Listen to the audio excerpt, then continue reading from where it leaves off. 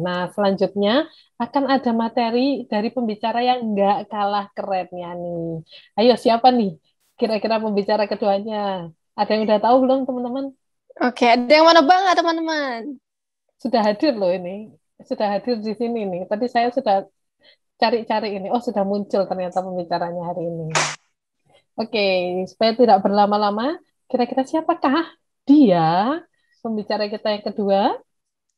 Oke, saya ceritain sedikit ya, sedikit aja latar belakangnya, yaitu pembicara kita kali ini merupakan komik artis sejak tahun 2005, yang juga beliau telah memenangkan beberapa kompetisi dengan menjadi juara satu atau juara pertama di Lomba Komik Ragnarok Online 2004, Lomba Desain Karakter 2005, Lomba Komik Anime Monster 2006, Lomba Komik Seal Online 2006, Lomba Komik Adaptasi Novel 5 CM 2009, Lomba Komik Suara Merdeka 2010, dan masih ada banyak segudang prestasi yang telah dicapai. Wah, makin Aduh, aduh. penasaran nggak nih? Itu tadi waktu bacain CV-nya tarik nafasnya berapa kali ya? Karena keren banget ternyata pembicara kita yang kedua ini nggak kalah keren. Betul sekali, Bu. Hmm. Saya sampai baca, wah, ini deretannya banyak sekali nih, juara satu, juara satu, juara satu. Oke, apakah sudah menyala kameranya pembicara kita yang kedua? Oh, ada. Saya Wah, saya yang mau mempersilahkan sampai deg-degan ini ternyata. Oh, sudah hadir, sudah hadir, sudah Selamat hadir. pagi semuanya.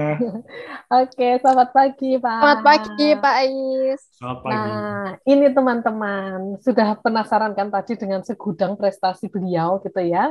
Supaya tidak berlama-lama, tidak mengulur waktu, teman-teman, mari kita sambut nih komik biografi Pak Is Yuniarto SSN. Waktu dan tempat kami persilahkan. Silakan Pak Is.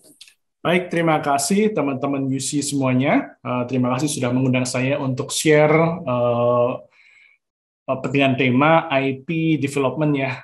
Tadi sudah didahului dengan Pak Robi. Kebetulan juga saya beberapa waktu yang lalu sering terlibat dengan kegiatannya Pak Robi, khususnya yang terkait dengan IP. Nah, untuk kesempatan kali ini, saya akan share tentang karya-karya saya, khususnya yang hubungannya dengan industri kreatif, dan khususnya lagi adalah IP, Intellectual Property. Saya akan share screen, bentar lagi ya. Saya open.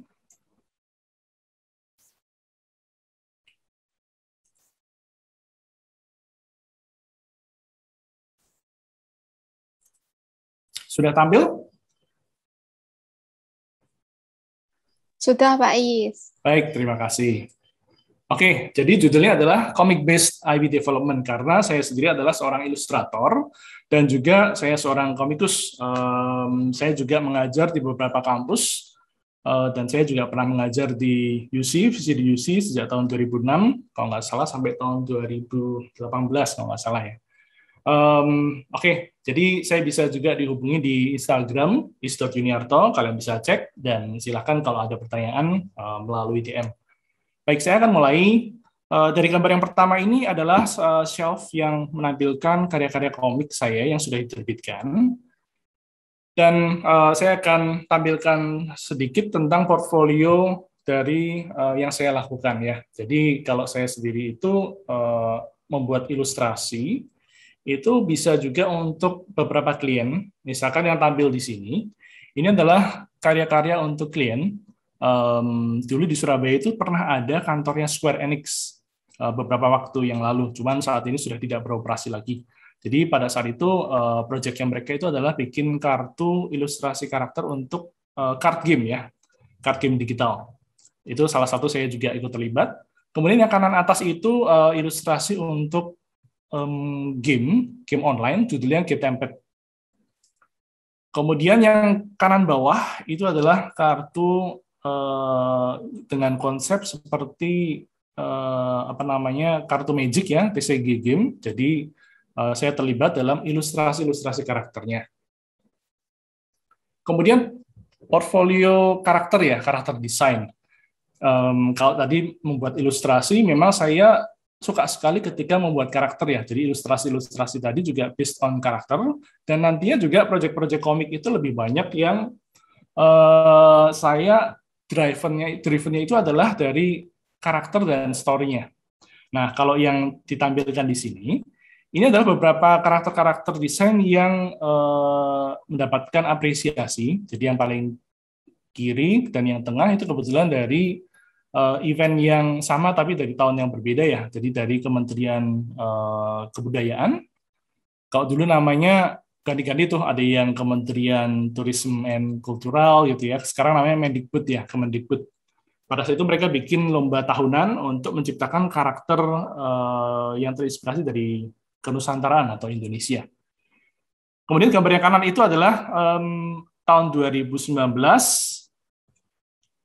salah satu karakter dan IP yang saya kembangkan yaitu Garudayana itu terpilih sebagai top 5 Indonesian IP characters. Kemudian portfolio berikutnya, saya juga terlibat dalam beberapa proyek Disney ya. Dan di sini adalah lebih banyak pada eksplorasi tema wayang. Jadi nanti akan saya jelaskan kenapa kok bisa sampai ke sini ya yang saya lakukan. Ini adalah beberapa karya-karya saya yang mengolah karakter wayang, tapi tema atau judul-judulnya ini dari film ataupun karakter yang sudah dikenal sebelumnya. Ini dari Civil War ya, dari filmnya Avengers, juga ada Black Panther versi wayang, Panjaganing Jagat ini Guardians of the Galaxy. Dan kalau karya-karya sebelumnya tadi wayang-wayang itu berupa desain ya, ilustrasi. Tapi kemudian saya juga terdorong untuk mengeksplorasi bentuk wayang kulit yang otentik terbuat dari kulit kerbau, pegangannya dari tanduk. Saya tidak melakukan penatahan, tapi di sini saya menggunakan atau mencari pengrajin wayang yang memang profesinya adalah pembuat wayang kulit ya. Tapi desainnya saya arahkan dan saya supervisi.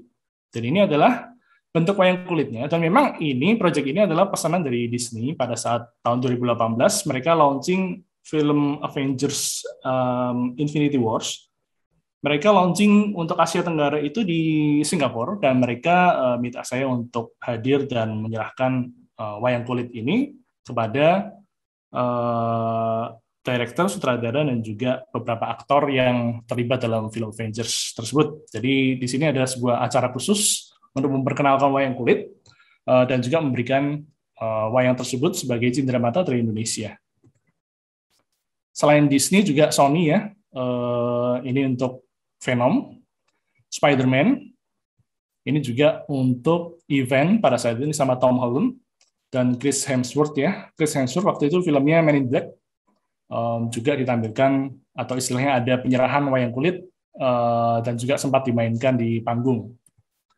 Kemudian ada lagi proyek dengan Disney adalah adaptasi film kartun dari Lion King dalam bentuk animasi 2D dengan desain style adalah wayang. Pada saat itu mereka itu mau launching platform OTT Disney Plus ya. Jadi Disney Plus itu sedang di launching, tapi sudah pandemi tuh, jadi mereka tidak bisa melakukan event live. Mereka membuat sebuah acara dan membuat sebuah panggung virtual. Ini tampilan panggung virtualnya.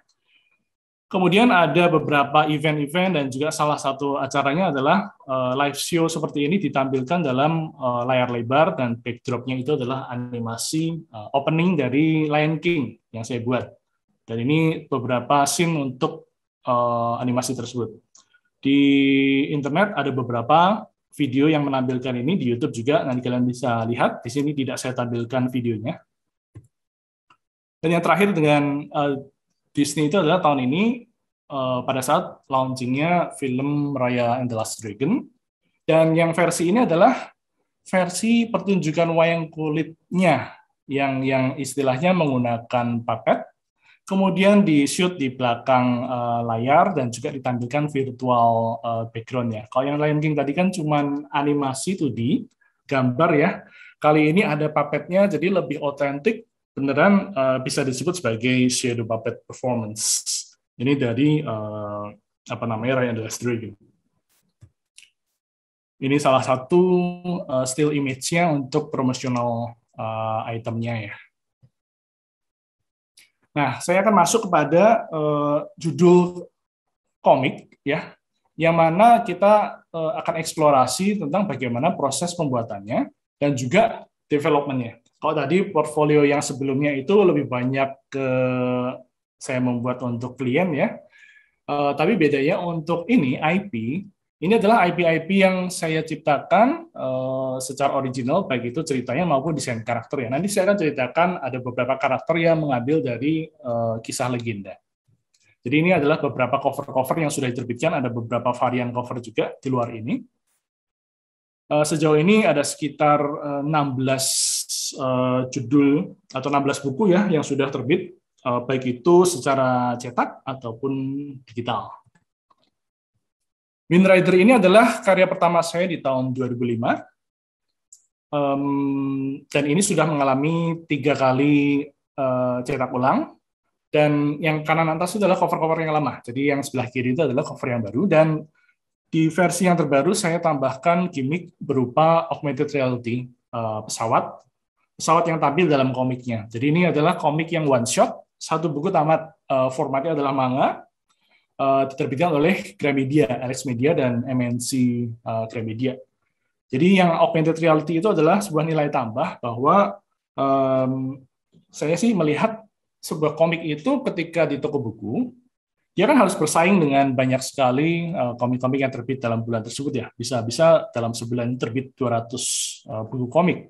Jadi saya coba mengolah bagaimana sebuah komik ini memiliki nilai tambah yang dimana produk lain yang serupa itu tidak memilikinya. Jadi ketika cover komik tersebut di-scan, itu kita akan dapatkan animasi pesawat 3D-nya. Jadi seolah-olah ini kalau kita mengenal yang namanya dunia komik, dunia games, dunia animasi, dunia toys, satu lagi adalah cosplay, itu mereka adalah sebuah lingkaran yang saling terhubung ya. Biasanya orang yang suka baca komik suka nonton animasi, anime. Dan orang-orang tersebut suka main game biasanya. Dan lebih lagi, geser lagi, suka koleksi mainan.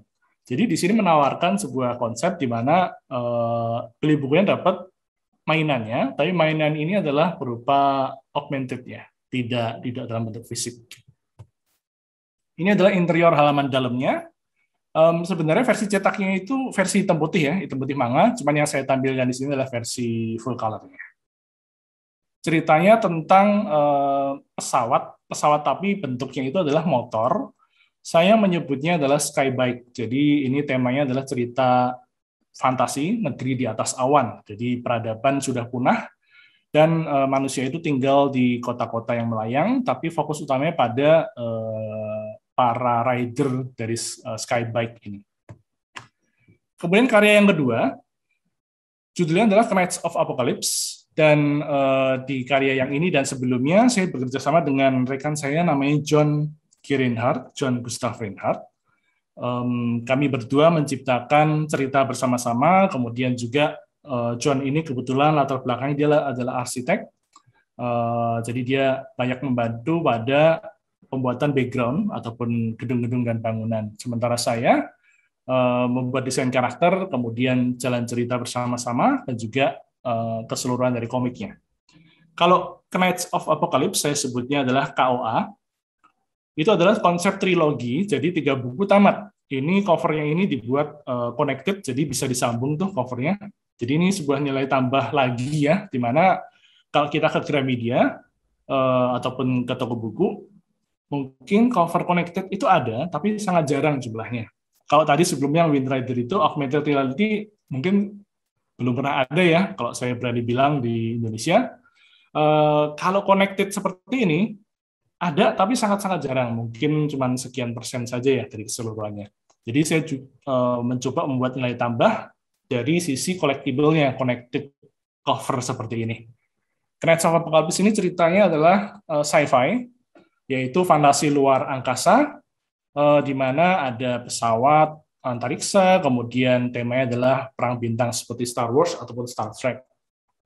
Tapi ada unsur tradisionalnya, jadi misalnya kostum-kostum penggabungan antara kostum tradisional yang zaman medieval dan juga penggabungan dengan kostum-kostum yang modern dengan tema futuristik. Nah, ini tadi sudah disebutnya adalah komik 5 cm. Kalau yang ini bukan IP saya. Ini adalah sebuah proyek buku one shot, di mana ini adalah adaptasi dari film, bukan film ya, novel 5 cm yang kemudian dibikin komiknya, kemudian jalurnya dibikin filmnya. Jadi novel, to comics, to movie. Ini kalau nggak salah terbit tahun 2011, filmnya 2012 ya. Ceritanya tentang persahabatan dan pendakian Gunung Semeru. Di sini saya terlibat dalam pembuatan adaptasi versi komiknya. Kemudian IP yang saya ciptakan lagi adalah Grand Legend Ramayana. Ini sudah terbit sampai 5 volume, 5 buku, dan ini mengadaptasi cerita dari kisah klasik Ramayana. Ramayana sendiri artinya adalah the tale of Rama, cerita Rama.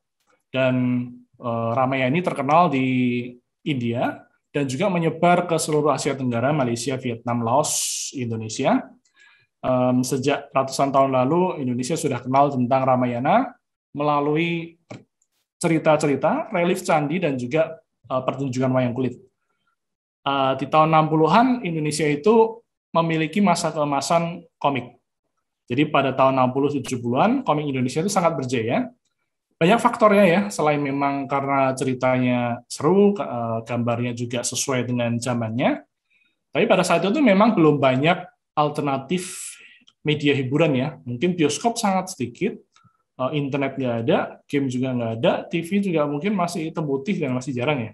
Jadi pada saat itu media hiburan yang boleh dibilang terjangkau bagi anak-anak dan remaja adalah komik.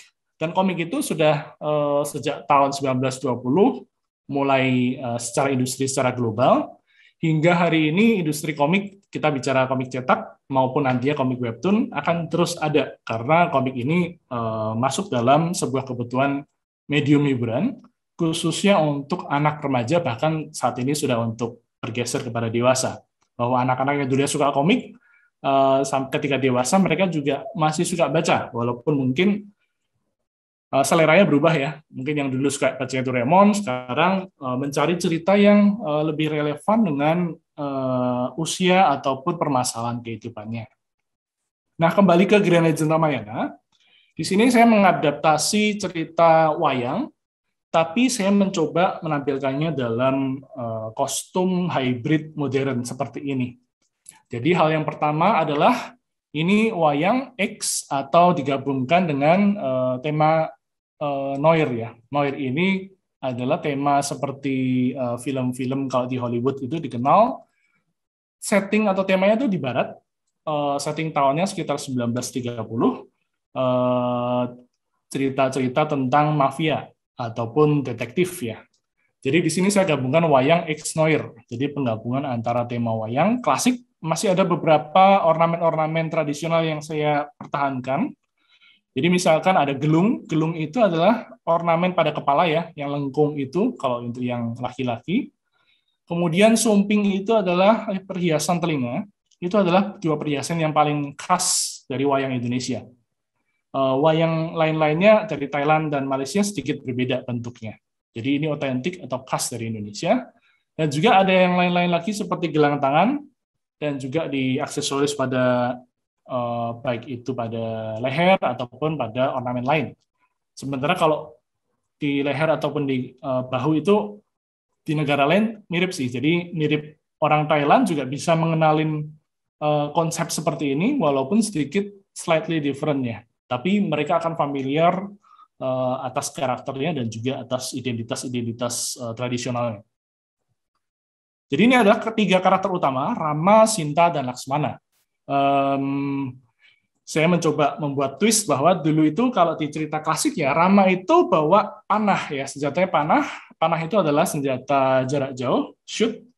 Kalau gitu saya bikin dalam versi modernnya Rama bawa pistol, sama-sama senjata jarak jauh. Yang paling twist yang cukup ekstrim adalah Sinta. Di cerita klasiknya itu karakter Sinta lebih seperti putri yang diculik ya. Putri diculik kemudian harus diselamatkan oleh Rama. Dalam cerita yang saya olah ini tidak 100% sama jalur ceritanya dengan yang versi klasiknya.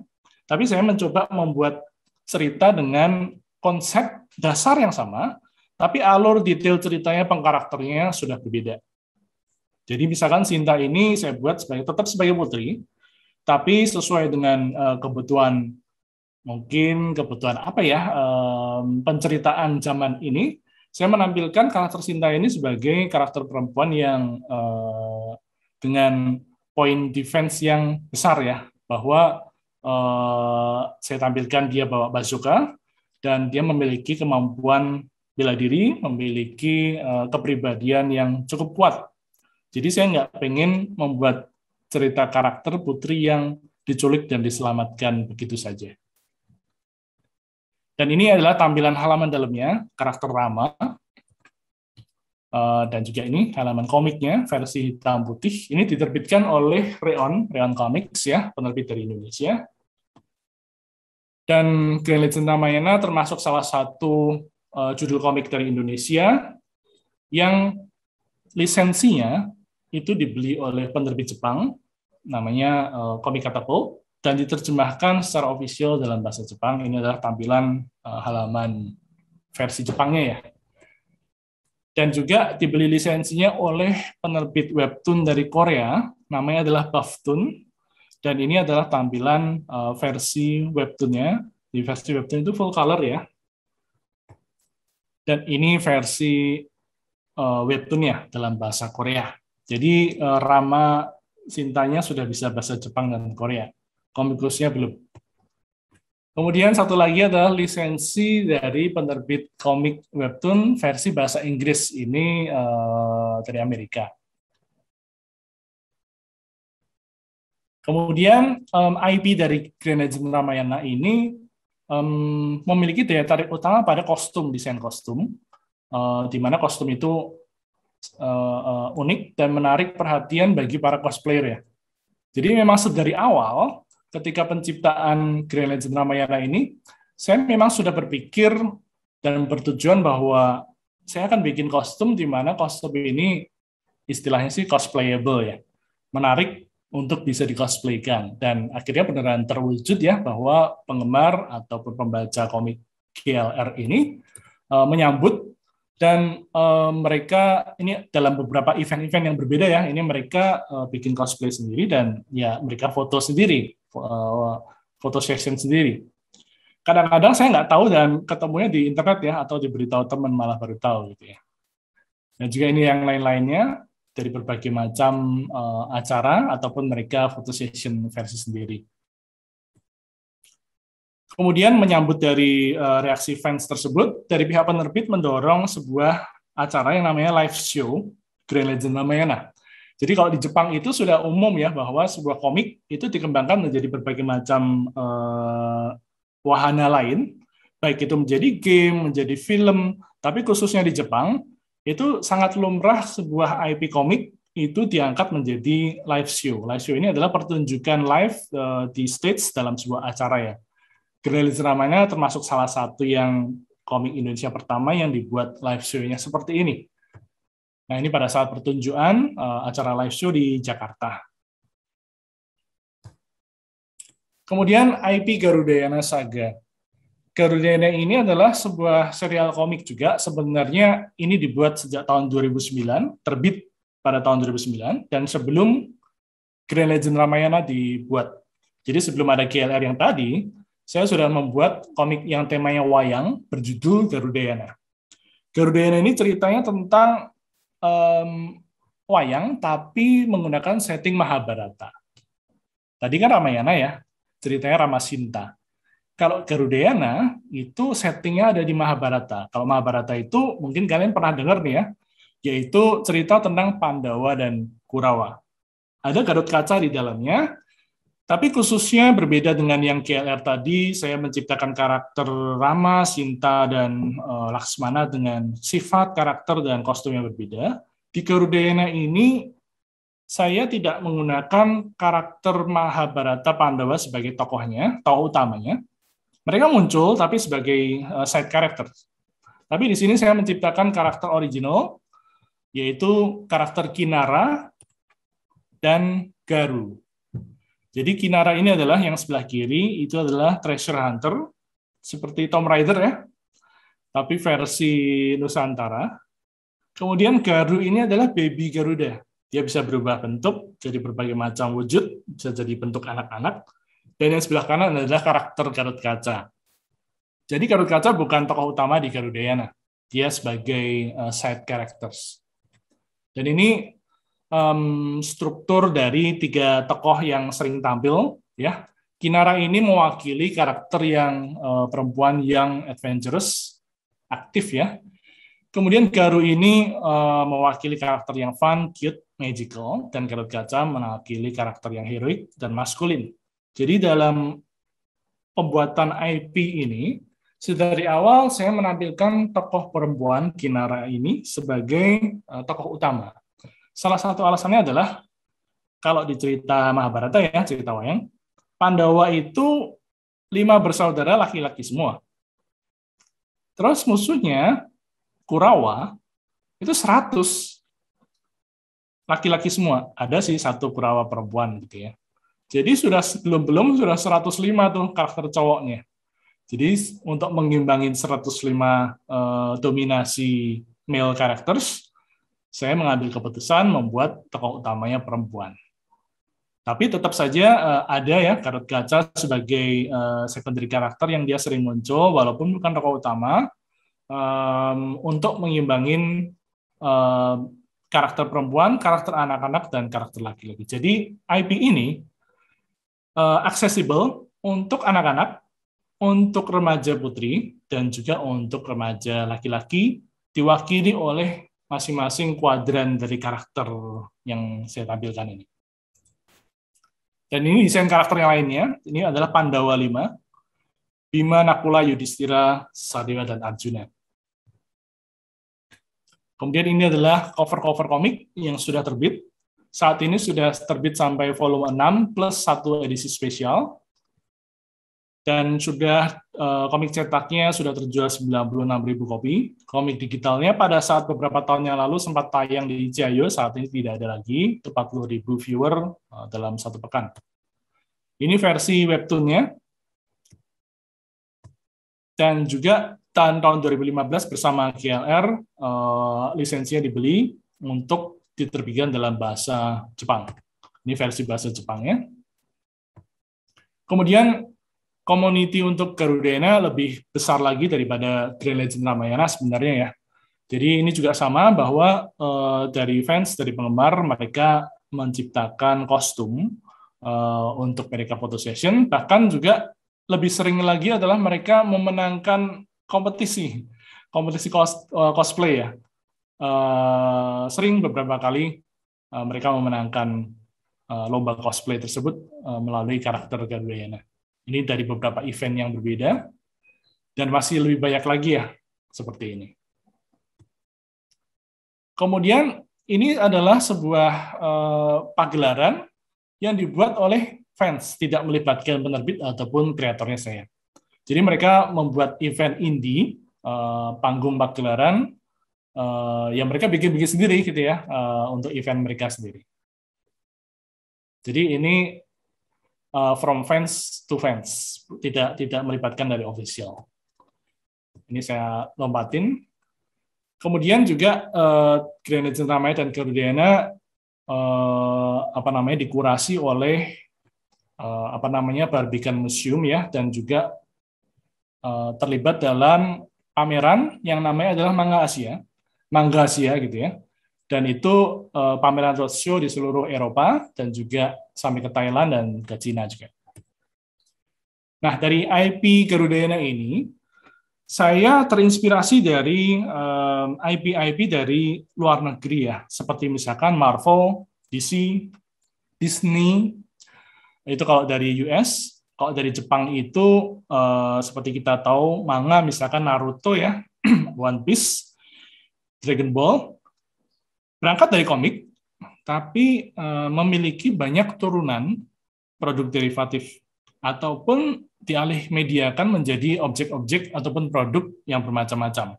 Alurnya pada umumnya memang dari komik ke merchandising, ataupun bisa lompat ke animasi anime dulu, ataupun film layar lebar. Nah, karena di industri di Indonesia itu mungkin belum semaju di Amerika dan di Jepang.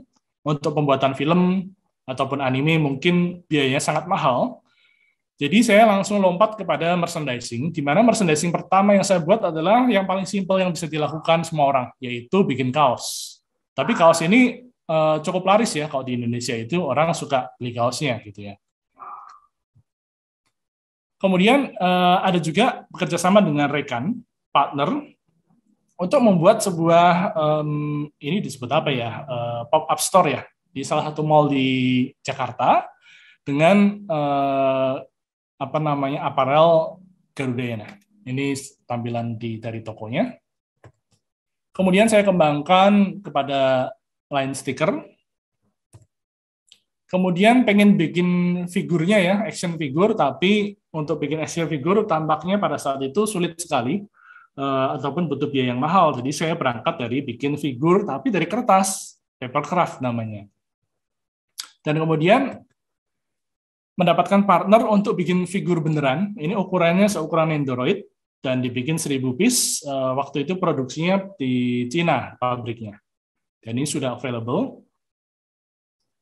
Ada juga pengembangan kepada yang lebih premium, yaitu limited statue. Ini tingginya 60 cm ya, dan ini mungkin jumlahnya nggak banyak ya. Ada beberapa varian dari statue yang dibikin. Ada beberapa upaya untuk membuat animasi, tapi ini bukan bikinan saya, tapi lebih ke arah kolaborasi dengan beberapa studio. Yang atas itu bikinannya anak SMK di Malang, yang bawah itu shots bikinan dari salah satu teman studio di Jakarta yang memang punya studio animasi. Jadi ini membuat untuk sampel animasi Garudayana versi 2D dan versi 3D. Ini tadi ya yang top 5 characters juga. Ini pertama kali yang Indonesia terlibat atau ikut dalam sebuah acara yang namanya Licensing International Show ya. Jadi kalau kita bicara IP, ada sebuah event yang namanya itu adalah licensing show. Licensing show ini yang paling besar itu ada 3. Yang pertama di Las Vegas tahunan, yang kedua di Cina, dan yang ketiga di Hong Kong. Jadi kami 5 besar top 5 IP ini berkesempatan untuk show di Shanghai dan juga di Hong Kong. Pada saat itu menampilkan IP-IP dari Indonesia untuk kami perkenalkan dan kami tawarkan untuk bisnis secara global. Kemudian games, ini juga kolaborasi dengan beberapa rekan studio games. Ini tampilan untuk action adventure ya genrenya. Ada juga yang metode fighting, genre fighting. Dan 2 game yang tadi itu masih sebatas konsep ya, sudah ada demo play-nya, tapi yang beneran sudah jadi ini adalah Garudayana Augmented Reality. Karena ini ada pemodalnya, yaitu partner yang namanya Columbia. Columbia ini adalah pabrik snack di Jawa Timur, dan mereka menghubungi saya untuk mereka mau bikin snack makanan ringan dengan kemasan yang menggunakan karakter IP Garudayana. Dan di dalam snack tersebut ada kartu permainannya. Jadi bisa dikoleksi, bisa saya bikinkan sistem battle-nya juga. Jadi bisa dikoleksi, bisa dimainkan. Plus ada augmented game-nya. Jadi bisa di-scan muncul karakternya. Dan juga karakternya bisa battle. Itu yang kiri atas itu lagi battle tuh ya, one on one. Jadi bisa aja 2 player dan menggunakan 2 handphone yang berbeda juga bisa. Ini pada saat launching eventnya di Surabaya. Kemudian tahun 2017 kerjasama dengan Mobile Legends ya. Pada saat itu Mobile Legends belum punya hero lokal dari Indonesia. Mereka memiliki konsep bahwa mereka itu ketika mereka launch di setiap negara, mereka bikin karakter lokalnya. Seperti misalkan di Filipina ada karakternya, di Korea, di Jepang, dan seterusnya. Ketika Mobile Legends ke Indonesia, mereka melakukan survei atas hero lokal mana yang mau diadaptasi dan dijadikan playable characters gitu. Karena Mobile Legends ini perusahaan dari Cina, Munton namanya, dan mereka itu ya perusahaan Cina, mereka nggak ngerti ya karakter lokal itu apa, mana yang populer gitu ya. Jadi mereka melakukan survei untuk mendapatkan insight karakter mana yang perlu diangkat gitu. Jadi akhirnya mereka setelah melakukan beberapa tahap, mereka mengerucut pada karakter Garut Kaca.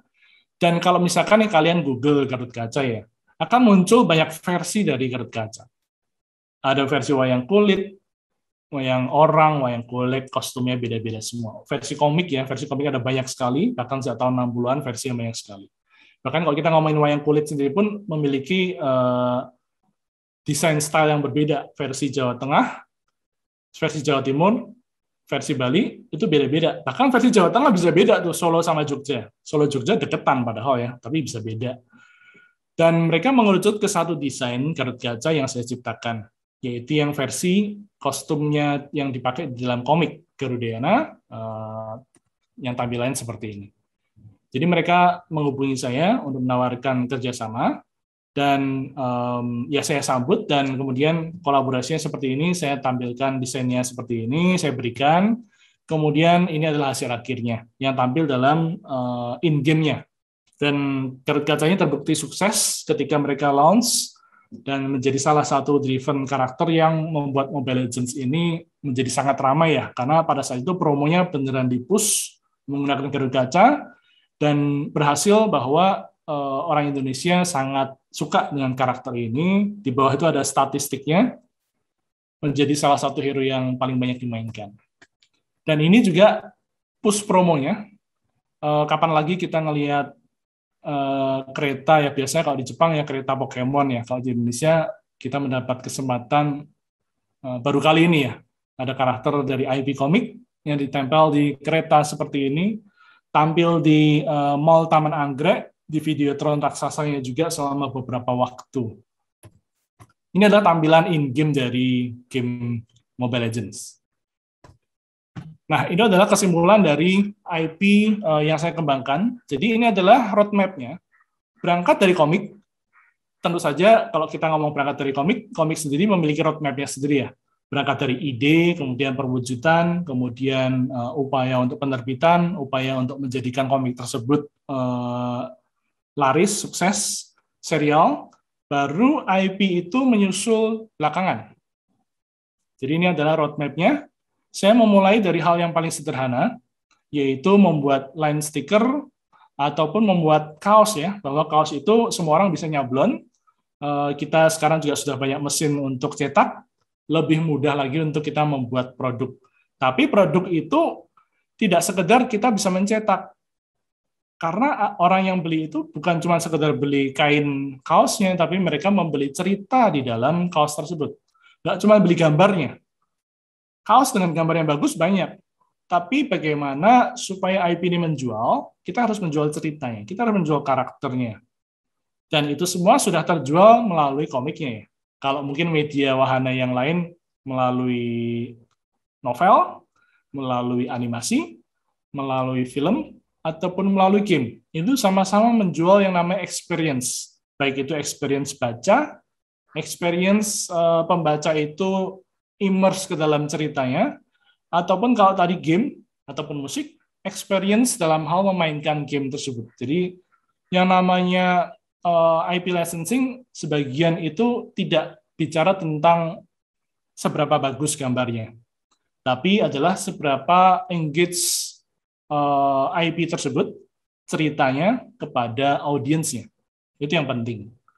Jadi ini roadmap-nya memulai dari hal yang sederhana hingga akhirnya berkembang step by step, dan tentu saja ini tidak terjadi dalam 1 bulan atau dalam 1 tahunnya. Ini terjadi dalam sepanjang beberapa tahun dan berprogres ya. Tidak tiba-tiba lisensinya dibeli oleh penerbit Jepang ataupun oleh Moonton Mobile Legends, tapi butuh untuk dikembangkan, dipupuk secara konsisten.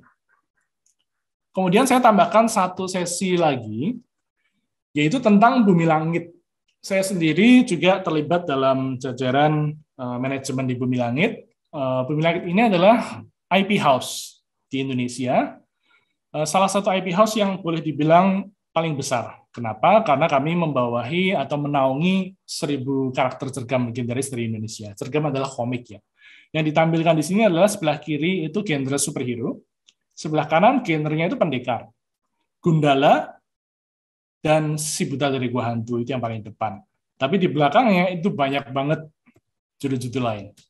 Nah, Bumi Langit sendiri kalau genre utamanya atau darah utamanya adalah kepahlawanan ya, superhero dan pendekar. Jadi kami masih memang membatasi diri, walaupun nanti kami juga akan develop yang judul-judul lainnya.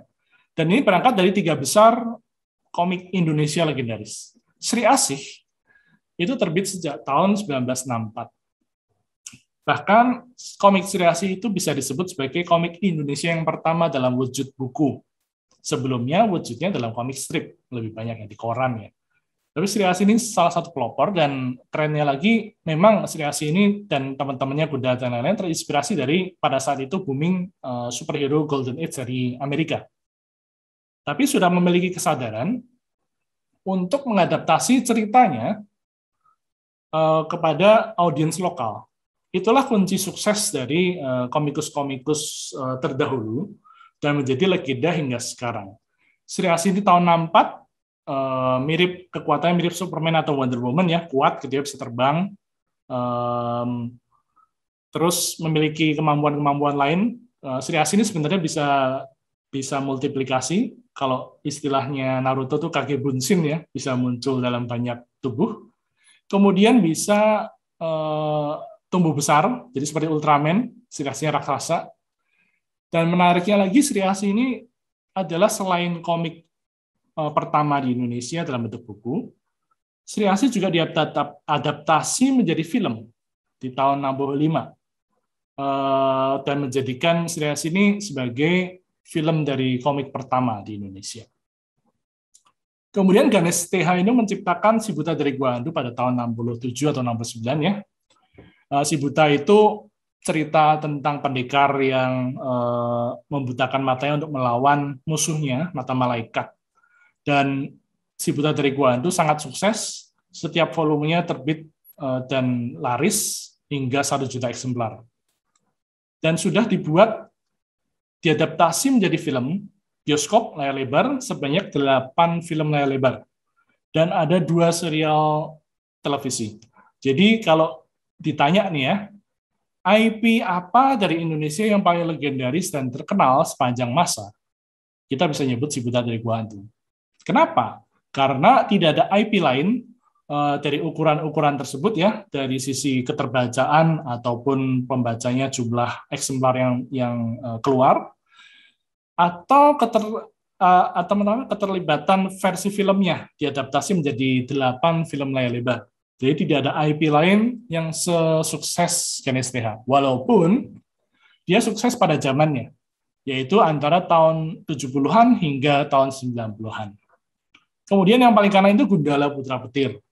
Tahun 80-an itu ada versi filmnya, tapi komiknya sendiri sejak tahun 1969, dibuat oleh Pak Hasmi. Nah, IP-IP ini sudah dinaungin di bawah Bumi Langit. Dinaungin ini artinya adalah Bumi Langit itu melakukan pendekatan secara personal kepada masing-masing kreator ataupun ahli warisnya, dan kami menawarkan sebuah konsep kerjasama untuk kami kembangkan. Nah, Bumi Langit ini setelah kami menaungin IP tersebut, kami mengolah, membuatnya menjadi modern. Sri Asih ada versi webtoonnya, Virgo and the Sparkling juga dari versi komik yang klasik, ada versi webtoonnya official. Dan Gundala ini di webtoon versi challenge atau kanvas non-official, karena itu berupa komik pendek. Dan ini judul-judul komik yang sudah diterbitkan oleh Bumi Langit dengan berbagai macam genre dan style gambar. Dan ini salah satu karya yang aku bikin, kolaborasi dengan Sweta Kartika untuk yang di webtoon ya. Ini tampilan dalamnya. Dan juga ini versi filmnya, diadaptasi ke komik tahun 2019. Gundala versi baru disutradarai oleh Joko Anwar. Dan untuk tahun-tahun ke depan, Bumi Langit sudah mempersiapkan roadmap untuk judul-judul yang akan rilis dalam tahun-tahun mendatang. Pandemi ini memang sedikit menunda rencana-rencana kami ya, karena bioskop tutup, tapi 2 film kita sudah selesai, Sri Asih dan Virgo, dan siap untuk tayang dalam waktu dekat. Dan juga judul-judul lain dalam masa produksi, Godam Tira, Patriot, dan lain-lainnya. Saya rasa sudah cukup panjang ya. Itu adalah penutup dari sesi sharing saya, di mana itu adalah bagaimana saya berproses berkarya, bagaimana saya menciptakan sebuah karakter, apa yang mendasarin latar belakangnya, dan kalian bisa juga kontak saya di Instagram, kalian bisa, ataupun di Facebook juga kalian bisa search. Silakan jika nantinya setelah sesi ini kalian memiliki pertanyaan, boleh kalian DM langsung ke saya. Oke, forum saya kembalikan ke teman-teman dari Yusin, silahkan. Oke, baik. Terima kasih banyak, Pak Is, telah menyampaikan materi ya, Bu Hilda ya. Keren banget nih. Keren. Wow, wah, keren banget. Sampai nggak bisa berhenti kan. Oh itu yang gambar ini, karena ini ya bayangan saya nih ya, itu kalau komik ini gambarnya bagus, ini orang luar ini kelihatannya. Ini orang luar yang gambar. Oh, ternyata. Ini punya lokal nih, Bu. Keren banget nih. Sampai saya tadi ngeliat, saya paling notice Garunya lucu banget, guys. Cute banget Garudanya, mini Garuda ya. Ini Garuda. Baby, Bu, baby Garuda. Oh, baby ini. Oke. Saya tadi sampai benar-benar terkesima sampai wow, gambarnya gini. Oh, ini yang buat orang Indonesia. Oh iya, bagus ya ini. Oh, keren ya gitu. Keren banget nih ternyata. Mungkin untuk sesi selanjutnya kita akan lanjut ke sesi tanya jawab ya, Bu. Oke. Sesi Q&A. Terima kasih Pak Is tadi yang disampaikan, keren sekali gitu ya. Dan saya yakin teman-teman ini pasti ada banyak pertanyaan. Nah, sambil menunggu pertanyaan dari teman-teman, mungkin kami akan fasilitasi dulu untuk teman-teman yang mau bertanya, silakan bisa menuliskan pertanyaannya di kolom chat ya. Nah, kalau sekarang mau Elisa ini, saya dan Elisa ini dari tadi kita chat-chatan itu nanya, ini kok keren ya gitu. Jadi kami malah banyak nih pertanyaan nih ini mau yang ditanyakan. Mau Elisa dulu nih, silakan nih. Sambil menunggu teman-teman. Oke. Sambil nunggu teman-teman yang lain menuliskan pertanyaannya di chat, kita buka dulu dengan pertanyaan kita sendiri ya, Bu ya. Jadi yang tadi kami penasaran tuh ya, Pak. Kan kalau di sesi pertama tadi IP, bicara tentang IP gitu. Nah, tadi kan juga ada tentang wayang yang mungkin menyerupai Spider-Man, menyerupai Thor, tokoh-tokoh Marvel begitu. Dan itu apakah mungkin bagaimana dengan hakinya, atau mungkin ada keterkaitan IP atau gimana? Mungkin bisa dijelaskan Pak Is. Ya, jadi kalau yang tadi project Disney di awal-awal itu sebenarnya saya berangkat dari membuat fan art. Mungkin banyak juga teman-teman di sini yang suka gambar, kemudian suka bikin fan art. Untuk yang project Disney tadi, ini saya tampilkan lagi deh ya, sambil bicara sambil melihat gambarnya.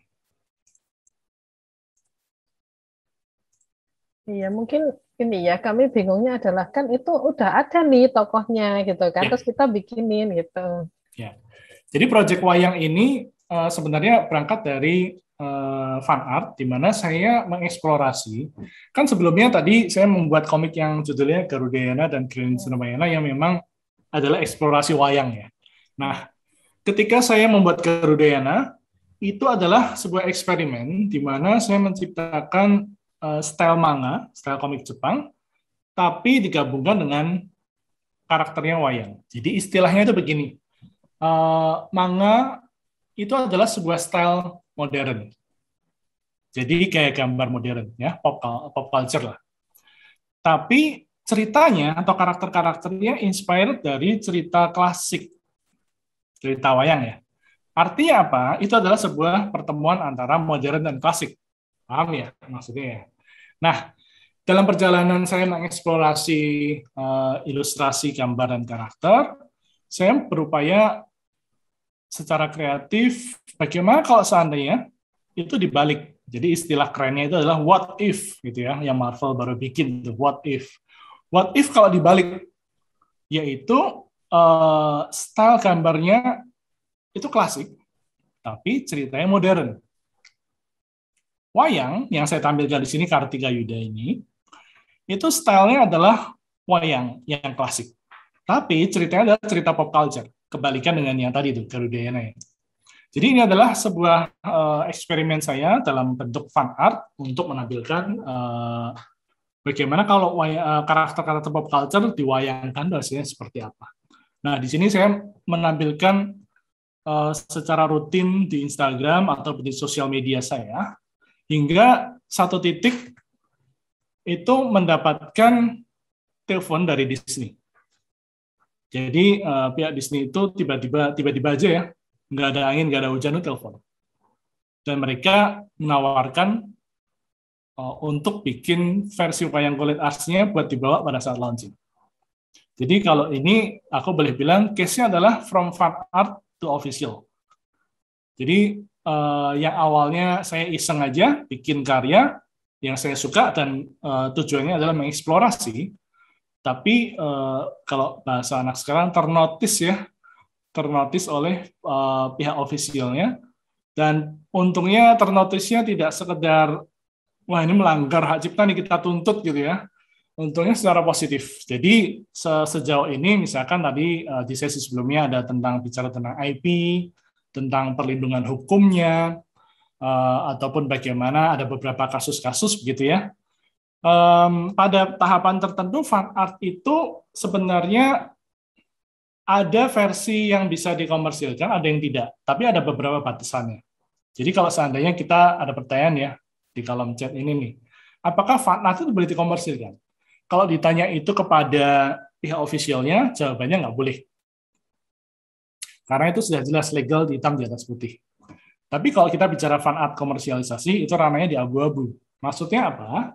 Dalam sebuah industri kreatif, khususnya IP karakter ini, banyak sekali kasus di mana fan art ini mendukung sebuah komunitas yang kuat, di mana IP itu bisa bertahan gara-gara komunitasnya. Jadi, Jepang sendiri itu memiliki kesadaran akan hal itu secara penuh. Di Jepang, mereka punya yang namanya event Comiket, setahun bisa beberapa kali, bisa 2 atau 3 kali. Bahkan di luar itu, di luar Comiket, ada event-event lainnya. Dan pada umumnya memang Comiket tersebut itu acara yang sangat besar, dan saya pernah ke sana pada saat research di Jepang, pernah ke sana beberapa kali, itu benar-benar rame banget ya. Saya tidak pernah ke sebuah event sebelumnya di mana melihat manusia sebanyak itu seumur hidup saya, kecuali di Comiket di Jepang. Mau jalan aja susah gitu ya, bahkan sejak di stasiun. Belum sampai ke gedungnya itu, sejak stasiun mau jalan aja susah, berdempet-dempetan. Dan di event Comiket tersebut, itu memang sebuah ajang yang sudah belasan tahun, dilakukan secara annual, dan itu sebuah market yang besar untuk jualan fan art, jadi komersialisasi fan art. Tapi pada umumnya memiliki sebuah batasan yang tidak boleh dilanggar. Nah, batasan-batasannya adalah 1, tidak boleh fan art itu menampilkan logo trademark secara resmi kepada produk yang dijual. Trademark ini logo ya, logo type. Kalau ketika karakter itu digambar oleh pihak lain, itu menjadi derivatif. Derivatif adalah produk turunan. Hak ciptanya di mana? Hak cipta fan art adalah di tangan para pencipta fan art. Tapi hak cipta karakter ada di tangan pencipta karakternya. Paham ya? Ini hal yang berbeda. Gambar dan karakter itu hal yang berbeda. Ada lagi sebenarnya yang temunya tadi, aku nggak tahu mungkin sudah dijelasin atau belum. Kalau dari tadi yang di sesi pertama itu bicara hak cipta, ada yang namanya hak ekonomi. Yang namanya hak ekonomi adalah hak di mana kita kreator itu memilih hak ekonomi atas karya kita. Ketika kita ciptakan, misalkan ini saya ciptakan komik ya, Garudayana. Hak ciptanya di saya, hak ekonominya di saya. Kenapa? Karena saya menciptakan dan saya berkarya. Tapi kalau seandainya karya tersebut saya berikan kepada penerbit Gramedia, saya bekerja sama dengan Gramedia untuk diterbitkan, saya mengalihkan hak ekonomi atas buku tersebut kepada Gramedia. Peralihan hak ekonomi ada implikasinya. Implikasi yang pertama adalah share profit. Share profit ini bisa dalam bentuk beda-beda, bisa dalam bentuk one time only berupa licensing fee namanya, atau royalty. Royalty kalau di dunia buku itu biasanya 10%. Jadi ini kita bicara lebih luas ya, nggak apa-apa ya. Jadi kalau ngomongin royalty, kaitannya dengan hak cipta itu erat sekali. Royalti 10%, cara memahaminya begini. Saya bicara komik nih. Nanti ini bisa diterapkan pada semua produk lain, baik itu novel, film, dan lain-lainnya. Kita bicara buku ya. Buku itu royalti pada umumnya 10% akan didapatkan oleh author-nya. Terserah nanti kalau autornya banyak ya dibagi sendiri. Misalkan harga buku itu 100.000 deh ya, gampangannya. Harga buku yang dijual bandrol di labelnya di toko buku itu 100.000. Artinya setiap ada satu buku yang terjual, komikus atau autor atau pengarang akan dapat 10% dari 100.000 tadi. Artinya apa? Misalkan Elisa beli komik saya 100.000 gitu ya, saya dapat 10.000 misalkan. Tapi itu di luar pajak, nanti akan ada pajak terpisah loh. Pajaknya 15-30%, beda lagi ya. Tapi secara prinsip kalau kalian mau memahamin dapat duit berapa sih? Dari royalti, dari IP-nya berapa sih? Itu tidak memiliki acuan baku ya. Beda kalau misalkan nih, kita bikin karya, kemudian karya itu dijual, atau ada klien datang loh, misalkan ada portfolio saya yang ilustrasi ya, klien datang minta dibikinin gambar kartu, gambar ilustrasi karakter. Oke, harganya sekian, ya sudah. Untuk klien biasanya memang hubungannya adalah jual beli. Tidak ada urusan hak cipta ataupun hak ekonomi. Hak ekonomi sudah dibeli dengan klien membayar fee atas jasa tersebut. Nah, berbeda dengan royalti. Tidak memiliki sebuah acuan tertentu karena beneran seperti dagang ya, bahwa buku kalian lakunya berapa ya lu dapatnya sekian. Bukumu laku 100 biji, 100 eksemplar, ya kalian akan dapatkan tadi misalkan royalti perhitungan 10.000 kali 100. Tapi misalkan kita bisa nih ngitung nih, kita sering dengar ya berita misalkan Harry Potter laku berapa juta eksemplar, komik One Piece setiap volume laku 2 juta eksemplar. Kita bisa tahu nih sekarang, komik One Piece volume misalkan volume 90 terjual 2 juta eksemplar. Kalau harga komik One Piece 100.000, si Eiichiro Oda pengarangnya dia dapat 10.000 rupiah setiap buku. Sekarang kita tambahin nolnya. 10.000 rupiah dikali 2 juta eksemplar. Kalian tahu tweetnya Eiichiro Oda berapa? 2 juta eksemplar, tambahin tadi 10.000, tambahin nolnya 4. 20 miliar. Benar ya? Hitungan saya benar ya? Yang pasti nolnya banyak gitu ya tadi. Ini semoga memacu teman-teman nih yang mungkin tadi mungkin waktu dengerin sesi agak-agak ngantuk. Apa sih relevansinya dengan hidupku? Nah, kami mau nanya sungkan Pak Is, tapi ternyata Pak Is menjawab relevansinya sampai ke nol yang banyak ini tadi ya. Biar nggak ngantuk lagi ya. Biar nggak ngantuk lagi langsung. Udah ngomong duit langsung hijau, langsung melek gitu ya. Ya kalau hijau saya berikan contoh yang ekstrim ya. Maksudnya adalah ekstrim itu Eiichiro Oda kita tahu bikin One Piece, dia adalah komikus nomor 1 di Jepang, bahkan di dunia global ya. Tadi kita sudah bahas tuh, kalau harganya One Piece 100.000 per buku, sebenarnya harga manga sih nggak 100.000 ya. Kalau di Jepang itu aslinya mungkin 60-70.000 rupiah. Tapi ya kita dapatkan gambaran luasnya ya. Satu volume One Piece terjual 2 juta eksemplar, itu minimalnya. Karena seringkali lebih 3 juta, 4 juta. Jadi kita ambil rata-rata ya, 2 juta kali Eiichiro Oda dapat 10.000. Artinya 2 juta tambahin nolnya 4. 20 miliar untuk satu volume buku One Piece.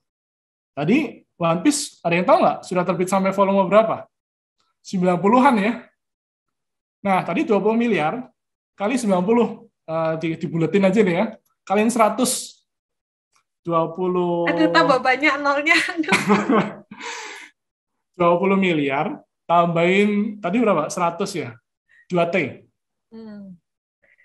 Paulina belum selesai. Masih ada. Duitnya Eiichiro Oda 2T itu ya. Itu dari komik doang. Tahu nggak One Piece itu diapain aja? Ini kalau yang di kolom komentar nyebutnya episode 900-an ya. Ini biasanya bacanya manga scan ya. Soalnya terbitnya per episode ya. Kalau dijual dalam bentuk volume itu buku volume buku ya, tankobon namanya. Itu menjawab yang ada di kolom komentar. Nah, saya lanjutkan tuh ngomongin contoh dari sebuah IP yang berangkat dari komik yang paling populer di dunia. Yaitu itu hanya dari komik saja 2T itu. One Piece dibikin apa saja, mainannya, toys-nya, game-nya, filmnya, animenya, itu semuanya dapat, walaupun persentasenya nggak lagi 10%. Pasti persentasenya lebih kecil dari 10%. Kenapa? Karena kalau komik itu hak eksklusif 10% besar, karena kan kreator menciptakan komik ya. Itu adalah medium utama. Tapi begitu turunan, medium lainnya, merchandise itu turunan. Kecuali beda lagi dengan nantinya Sanrio. Nanti aku akan bahas sedikit tentang Sanrio. Kita masih bahas di One Piece ya. One Piece itu produk utamanya adalah komik. Jadi ketika diturunkan ke produk-produk lain, misalkan jadi anime, jadi mainan, jadi game, Eiichiro Oda nggak dapat 10%. Mungkin cuma dapat maksimal 5% atau bahkan cuma 1%. Kenapa? Karena persentase lainnya harus berbagi dengan developer gamenya, studio animenya, dengan pabrikan mainnya, dengan Bandai misalkan ya. Jadi persentasenya begitu. Tetap ada dapat royalti, tapi mungkin jauh lebih kecil. Tapi kalau kita ngomong jauh lebih kecil ya 1%-nya 1 miliar ya udah gede ya. Jadi 2T itu minimal. Mungkin jauh lebih besar ya. Bahkan ini menariknya nih ya. Kalau kita melihat statistik dari ngomongin IP, produk kreatif dan lain-lain, kita tahu ya tadi Star Wars ya. Atau seluruh produknya Disney deh. Yaitu baik itu film kartunnya Disney, komik-komiknya Marvel dan filmnya Marvel, dan seluruh filmnya Star Wars ya. Itu mereka sudah dapat duit dari penjualan tiket, penjualan buku komik ya. Tapi yang namanya sebuah industri karakter dan IP, duitnya Star Wars itu nggak dari filmnya, tapi duitnya itu dari merchandising, dari licensing. Jadi kita boleh bilang nih ya, tadi saya nyebut One Piece, saya nyebut Star Wars. Tapi yang paling mudah dipahamin kalian itu adalah Transformers nih sekarang. Atau Barbie ya. Bahwa kalau kita nonton ke bioskop film Transformers, itu kita lagi lihat iklan. Lagi lihat iklan selama 2 jam, iklan mainan robot-robotan. Setelah kita keluar film, kita sudah engage dengan cerita dan karakternya. Itu toko mainan sudah siap semua karakter-karakternya untuk dibeli. Jadi secara prinsip ketika kita bicara IP, licensing, termasuk juga Marvel, film-filmnya Marvel, itu semuanya adalah iklan untuk produk turunan. Karena produk turunan jauh-jauh lebih besar nilainya ketimbang produk utamanya. Tadi film ya, orang nonton film Avengers misalkan, sekian juta. Tapi yang beli mainannya, yang beli makanannya, yang beli kemasannya, itu udah mungkin 100 atau 1000 kali lipat lebih banyak. Jadi kurang lebih seperti itu kalau kita bicarain IP. Yang berangkat dari komik ya, baik itu komik Jepang maupun komik Amerika. Jadi pengembangan IP karakter itu berdasarkan cerita. Tapi tadi tuh saya sebut dengan Sanrio ya. Sanrio itu apa sih? Hello Kitty. Hello Kitty, kemudian ada teman-temannya banyak ya, Keroppi dan lain-lainnya. Sanrio ini sebuah pengecualian dalam bisnis atau industri IP. Kenapa? Karena sedari awal, Sanrio ini tidak membuat cerita. Hello Kitty itu awalnya nggak ada ceritanya. Hello Kitty itu apa sih? Karakter. Apakah karakter bisa terjual tanpa cerita? Tadi kan saya sebut ya bahwa kalau kita mau IP kita sukses, harus ada engagement gitu ya. Nah, ini saya sebut pengecualian. Karena dari awal memang mereka ini menciptakan produk ya, produk yang ditempelin karakter. Jalurnya agak beda tapi sama-sama IP dan licensing. Baru di belakang-belakang ini aja sih Hello Kitty itu dibikin ceritanya. Baru ada animasinya. Kalau kita lihat Hello Kitty itu nggak ada mulutnya, dia nggak bisa berekspresi, nggak bisa ngomong. Kalau dibikin animasinya bayangin ya, itu cuma mulutnya nggak ada, tapi ada suaranya kan aneh gitu ya. Makanya ada beberapa varian Hello Kitty pada akhirnya muncul mulutnya, seperti itu. Jadi IP itu berkembang, bahkan dari yang sudah populer sekalipun mereka beradaptasi. Itu kurang lebih yang bisa saya jelaskan tentang, tadi ya berangkat dari IP Disney, pengembangan fan art, batas-batas tertentunya ya, bahwa kita nggak boleh nampilin logo aslinya. Kemudian syarat-syarat yang kedua itu ada batasan kita nggak boleh membuatnya secara massal. Jadi misalkan kita bikin fan art. Bikin fan art itu nggak boleh kita cetak secara pabrikan. Nah, itu dilarang. Kalau itu akan didatengin sama pihak ofisialnya. Akan dituntut misalkan. Tapi kalau seandainya dibuat dalam skala terbatas, apalagi dalam lingkup yang terbatas, dalam event gitu ya, itu pada umumnya industri baik itu di Jepang dan di Amerika juga ada. San Diego Comic Con, New York Comic Con yang sekarang lagi jalan. Di event tersebut juga orang jualan fan art, tapi jualannya sangat terbatas ya. Mungkin maksimal cuma 100 piece misalkan, atau bahkan ya cuma beberapa piece. Itu disebut sebagai collector's fan edition. Ada beberapa kasus yang memang tidak boleh gini. Jadi ada beberapa kasus yang fan art itu terjual laris banget. Kalian pernah tahu nggak komik yang dibikin oleh fans itu yang endingnya Doraemon? Mungkin pernah baca nggak endingnya Doraemon komik? Saya baca komik itu sampai nangis waktu itu. Bagus banget. Yang bikin fans, gambarnya mirip sama Doraemon aslinya. Bahkan kalau orang yang nggak tahu, dikira itu versi aslinya. Tapi itu bikinan fans. Nah, ketika itu rilis di Jepang, di event gitu ya, saking bagus banget cerita tamatannya Doraemon gitu, itu penjualannya melebihi dari batas. Maksudnya batas itu biasanya, oke, kamu nggak boleh lebih dari 100, nggak boleh lebih dari sekian gitu ya. Saking larisnya, penjualannya meledak. Nah, dari pihak Doraemon Official turun tangan untuk menghentikan hal tersebut. Kalau nggak dihentikan bisa bahaya. Membahayakan IP originalnya. Kenapa? Karena itu non-official kan, non-canon kan. Kalau seandainya itu lebih populer dari aslinya, tentu saja IP originalnya bisa istilahnya terluka. Maksudnya itu malah mempengaruhi keseluruhan lini bisnisnya ya. Wah, Doraemon tamat nih, selesai, nggak usah jualan lagi, kan repot gitu ya. Jadi harus turun tangan, itu harus dihentikan. Jadi itu kalau bicara tentang fan art ya, apakah boleh dikomersialisasikan atau enggak? Ada batas-batasnya. Ranahnya abu-abu. Resikonya ada di masing-masing kreator. Tapi selama kita mengetahui pasarnya, selama kita sudah mempelajarin, ada juga case-case misalkan nih, apakah terima commission bikin karakter itu oke atau enggak? Misalkan nih, si A open commission ya, kemudian ada pesanan, oh aku mau dibikinin gambarnya One Piece. Menurut saya boleh-boleh saja. Kenapa? Karena yang dihasilkan adalah satu karakter saja, maksudnya satu gambar saja, yang mana eksklusif, tidak diperbanyak. Walaupun bahasa hukumnya nih ya, bahasa hukumnya ini biasanya memang kalau di undang-undang ataupun di kontrak, itu memang sengaja bahasa hukumnya dibuat ambigu. Supaya pengacara ini bisa main kanan kiri atas bawah. Ambigunya begini, kan di hukum hak cipta itu dilarang memperbanyak. Ya, sebenarnya kita menggambar ulang itu sudah memperbanyak. Kita gambar pakai cat, pakai pensil memperbanyak, tapi tujuannya apa? Apakah memang untuk diperbanyak secara massal dengan pabrik atau memperbanyak secara manual? Itu hal yang berbeda. Tapi bahasa hukumnya perlu kita tahu bahwa itu ambigu.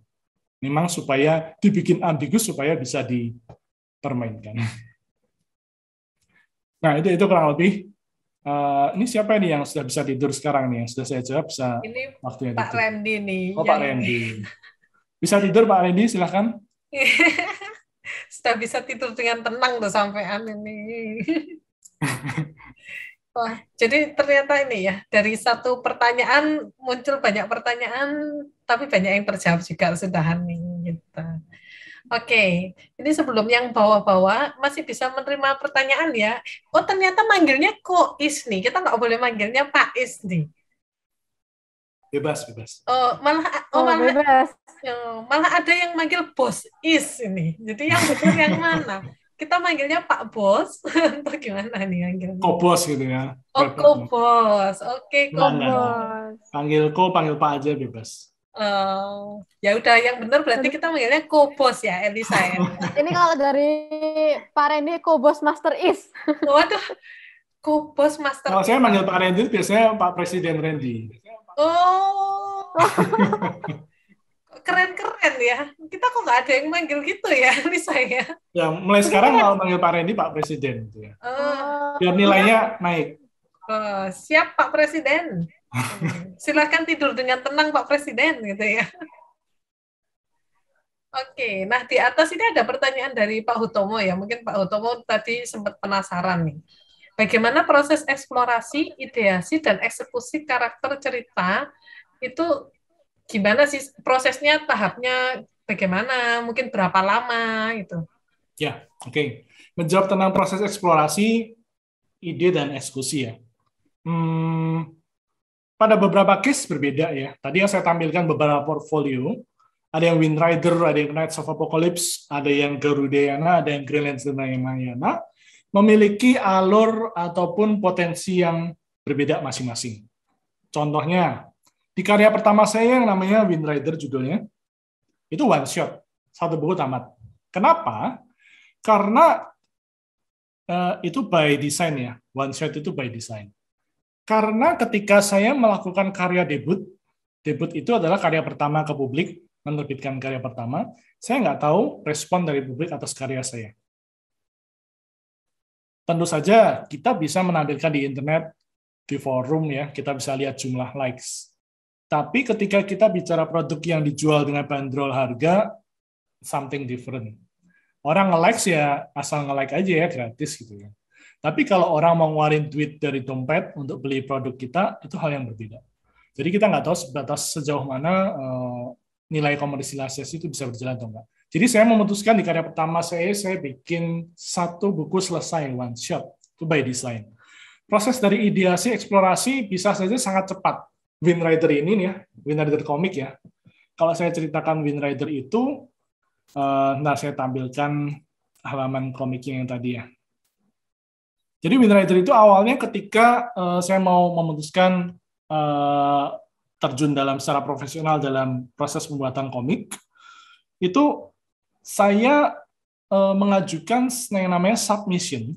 Jadi kalau dalam penerbitan buku ya, itu yang namanya prosesnya adalah kita mengajukan submission kepada penerbit. Itu kalau kita menerbitkan melalui Gramedia ataupun penerbit lain. Sebelum Wind Rider, saya sudah mengajukan beberapa opsi konsep-konsep lain. Tapi tertolak semua. Tertolak alasannya macam-macam. Ada yang konsepnya kurang kuat, ada yang memang kualitasnya kurang bagus. Sampai ke satu titik, saya ada kesempatan untuk ketemu dengan dengan editor baru. Dan pada saat itu, misalkan ya, saya dapat infonya malam, besoknya itu jadwal ketemuan dengan editor. Saya belum punya konsep apa-apa.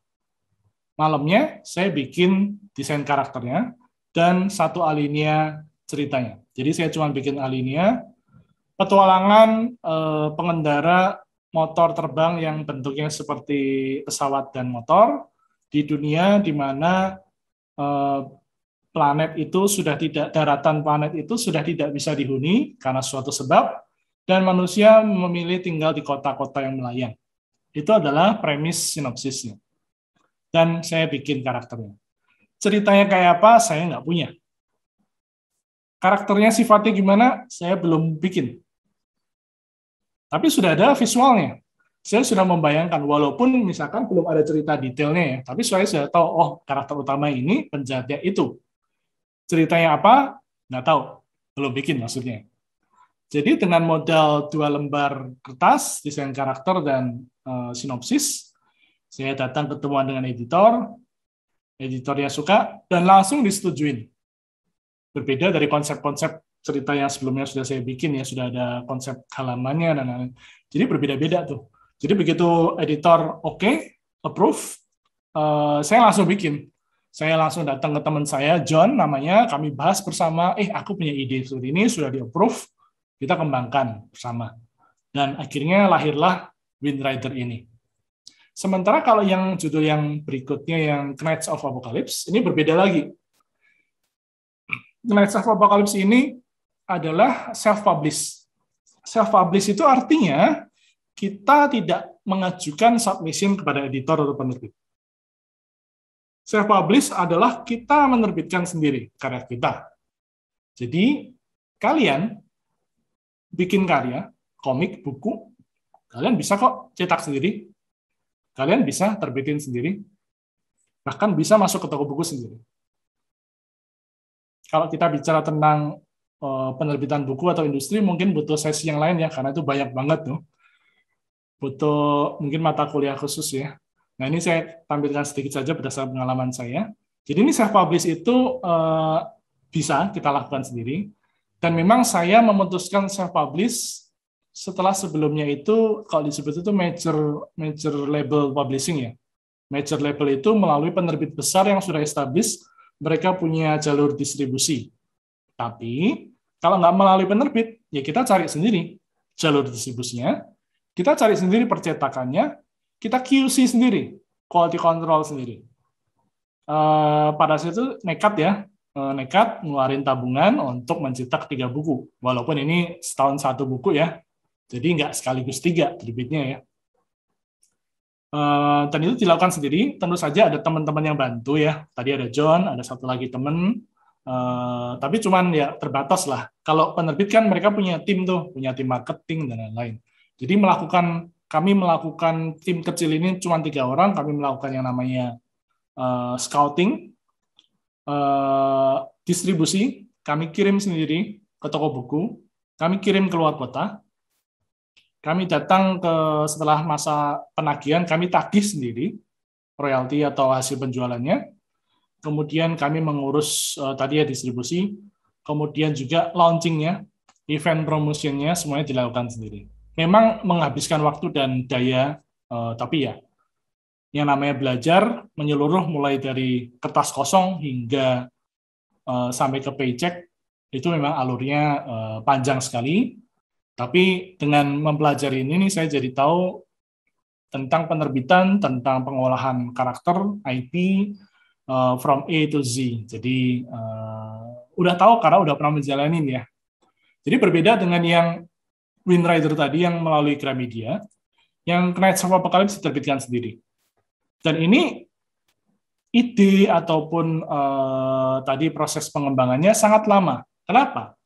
Karena idenya Knights of Apocalypse itu sudah ada sebelum Windrider. Kenapa kok karya saya yang pertama nggak bikin yang ini, yang idenya sudah ada? Ini sudah ada sejak saya SMA. Jadi KOA itu sudah, konsepnya sudah ada sejak SMA, bikin bareng sama teman-teman SMA saya. Ini 3 nama ini adalah teman-teman SMA saya.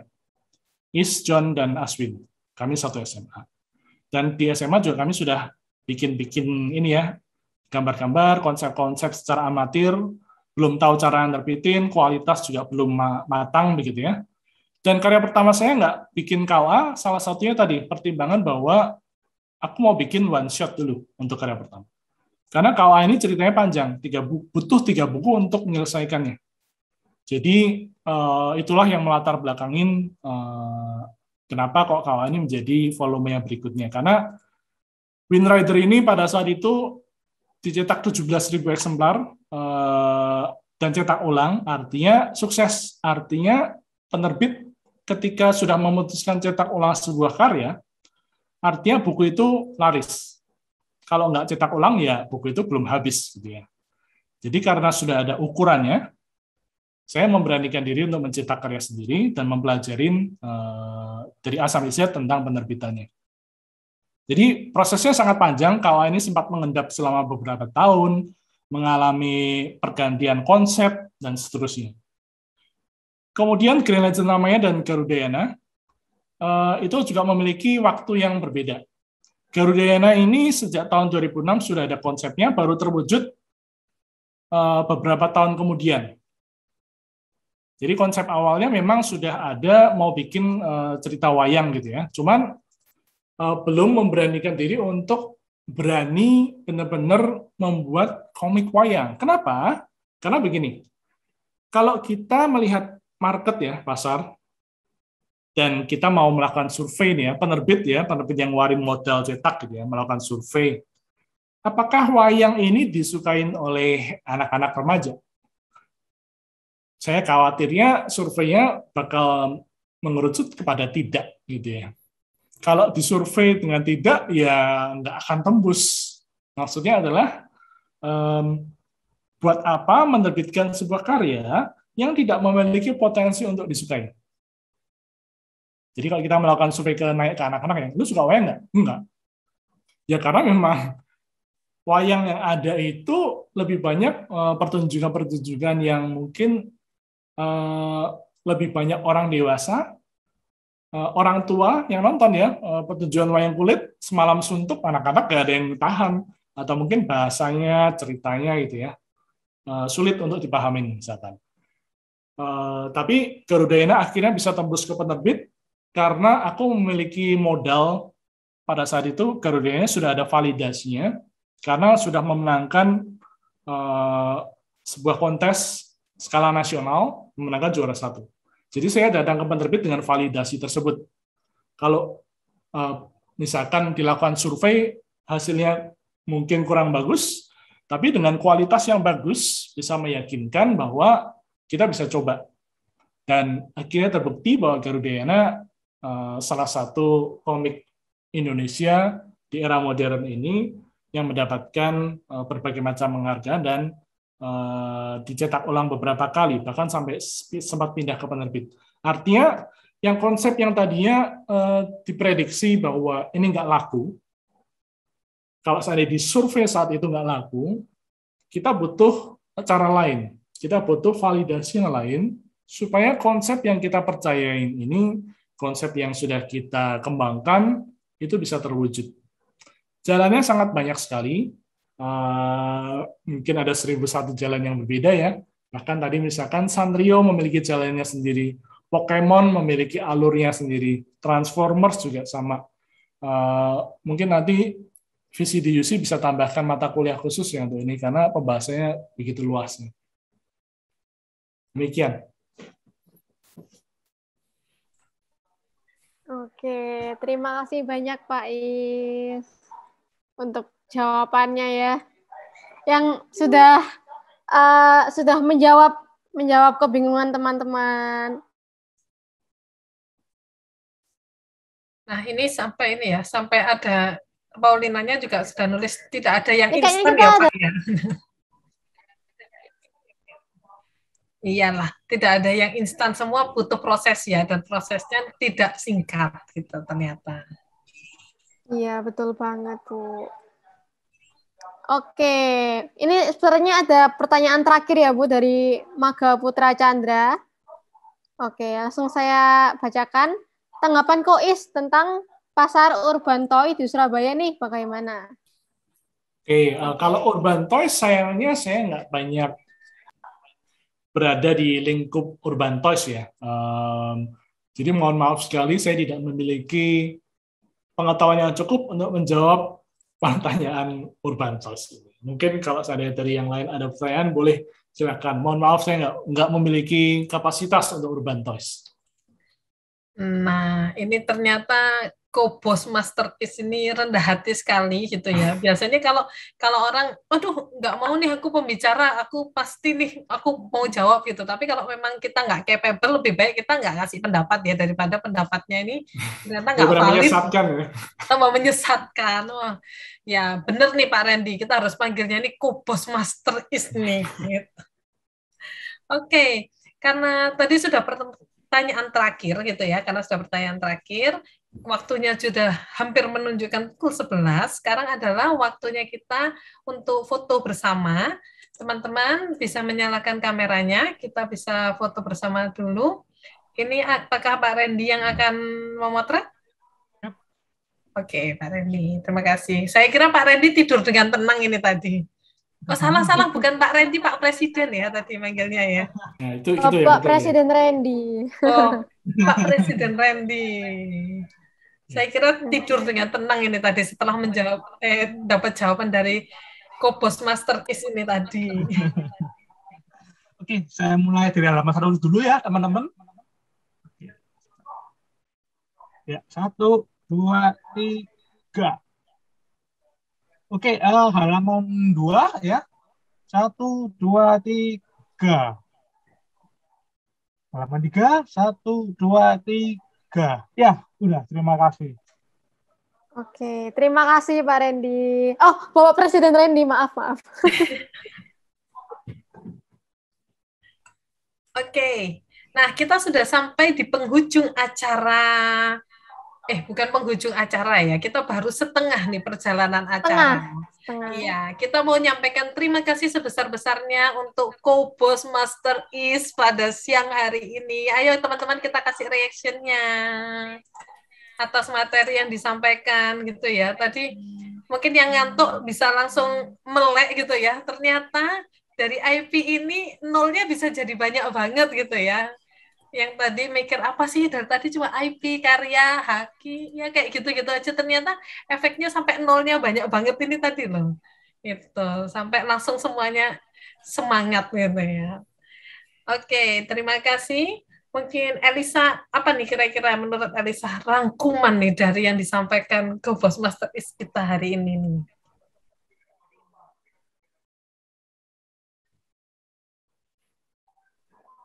Oke, untuk sesi selanjutnya, karena kita sudah selesai dokumentasi nih teman-teman. Nah, sebentar lagi kita akan break.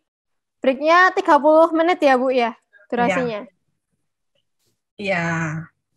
Nah, ini sebelum break kita ucapkan terima kasih untuk Pak Is yang sudah memberikan waktunya dan kesediaannya untuk hadir di acara VCD teman-teman VCD UC hari ini gitu ya. Semoga kerjasamanya dengan teman-teman VCD UC bisa berlangsung ya. Tadi Pak Hutomo sudah dapat masukan. Ini ada Bu Siani juga yang hadir hari ini gitu.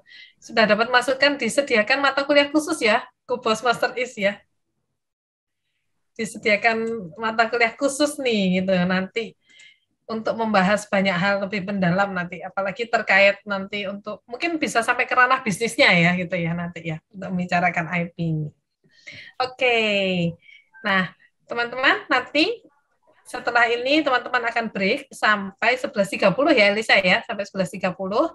Tapi sebelum itu saya dan Elisa mau undur diri karena di sini sudah hadir untuk MC sesi kedua nanti. Ada MC Agung dan MC Krista Fiadi. Halo, sudah hadir ya? Halo teman-teman. Selamat siang Bu Hilda, Hadasa sama Pak Is. Sehat semua ya. Pak Utomo jangan lupa disapa dong Agung. Kok kamu pilih kasih? Hai. Oke, ini supaya nggak rame, MC-nya kalau 4 ini bisa rebutan ngomongnya gini ya, nanti nggak selesai gitu ya. Jadi bisa pecah nanti Zoom-nya ya Bu? Iya, nanti rame, jadi nggak jadi pembicara, MC-nya aja yang lawan nanti orang 4 ini.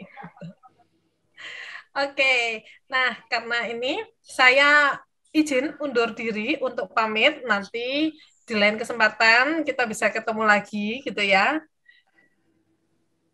Nah, nanti acara selanjutnya setelah break nanti akan dipegang oleh Agung dan Tata, seperti itu. Iya, jadi nanti akan ketemu sama aku dan juga Krista di jam 11.30, bener ya? Bener, Kak Agung. Baik, sekarang boleh makan dulu, istirahat dulu, mungkin minum atau break toilet. Nanti kita ketemu lagi jam 11.30 bersama aku dan juga Krista. Terima kasih Bu Hilda dan juga Hadasa ya udah memimpin acara tadi pagi sampai siang hari ini. Sungguh menarik materi dan juga sesinya. Dan juga Pak Is, terima kasih banyak. Selamat beristirahat. Thank you, terima kasih semuanya. Terima kasih. Terima kasih Pak Is. Teman-teman jangan lupa ya untuk isi energi biar nanti di pembicara selanjutnya akan ada pertanyaan-pertanyaan yang menarik lagi untuk dibahas.